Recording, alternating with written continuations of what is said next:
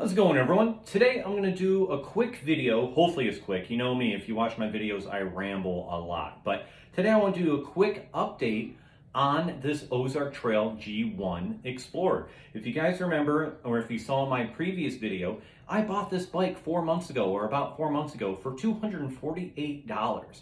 A gravel bike for $248.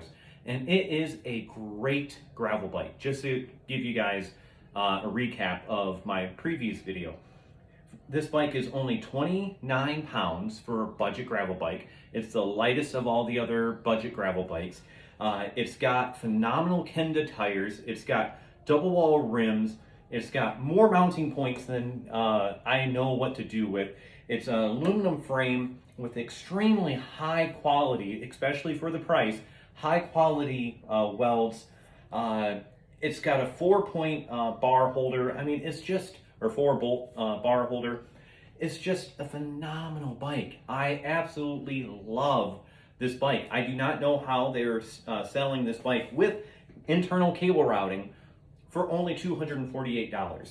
And I currently am riding this bike 5 days a week, 5 days a week, a total of 6 miles a day, because I have to ride my bike to work, which is 3 miles away, and I ride it back. So I have put well over 200 miles on this bike since I have bought it, and there has not been a single thing that has gone wrong with this bike.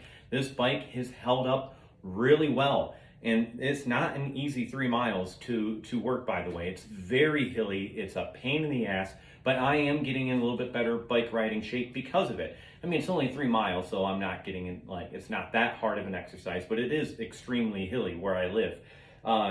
So this bike has held up really well. The only thing, and I think I might have mentioned it in my original video, the only thing that I was a little annoyed when it came to this bike were the brakes.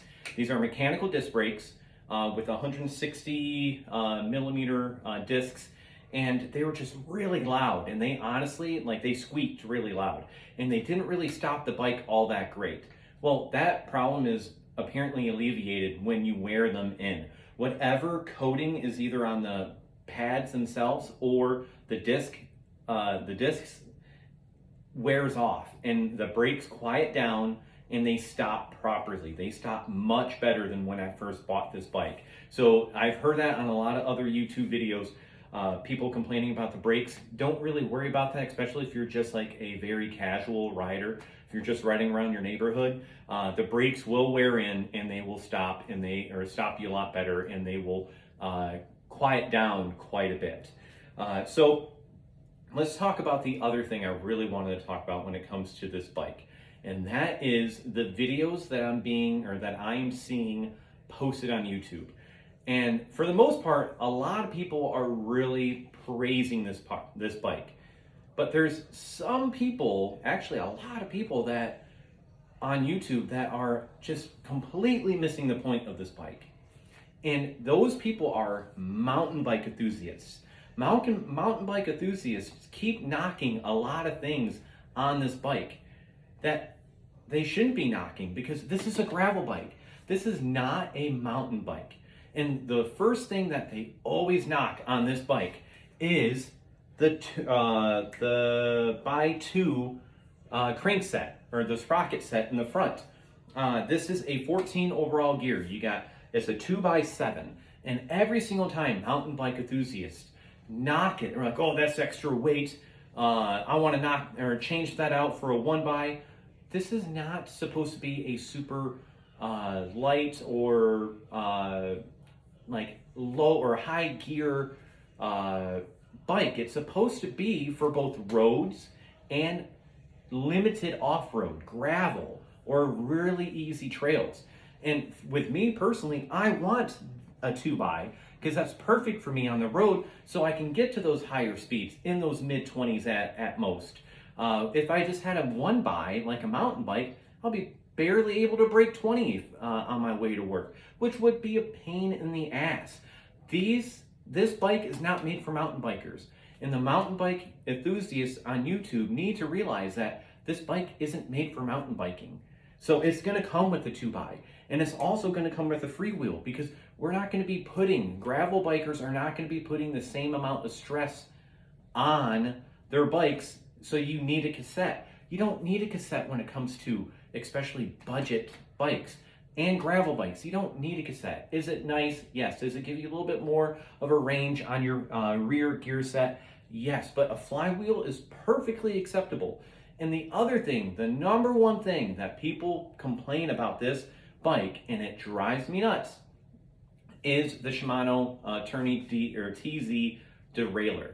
They complain about that. They could have put a bigger or a better quality Shimano derailleur on the back.